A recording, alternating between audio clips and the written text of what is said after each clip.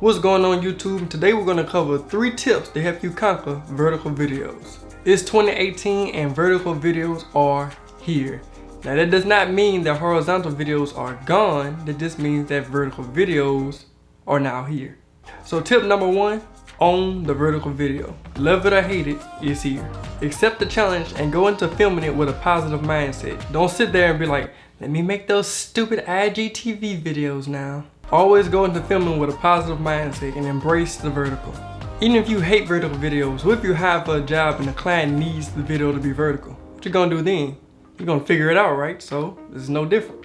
Number 2, step back. Probably the hardest thing about shooting vertically is getting an establishing shot. So imagine if you're at some kind of event with a lot of people and you're trying to show that you're at a big concert, but since you're shooting vertical, you can only see a small group of people.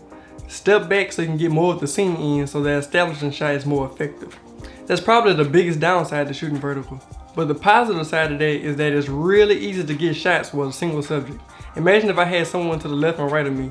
If this video was vertical, they'd be cropped out. So I would have to either move the camera back or move the subjects back so we can all fit in the frame. Tip number 3, and my favorite tip, get creative with it. Now immediately most people might think of vertical videos as a normal video with the sides cut off.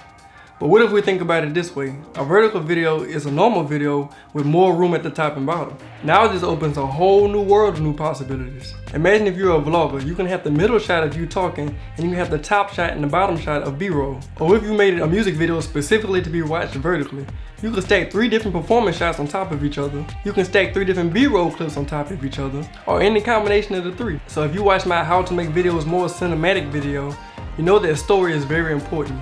And now that you have more room on the top and bottom of your shots, there's even more room to tell more story. So like I said before, go out, experiment, have fun, turn your camera sideways, and see what new possibilities and creations that you can come up with.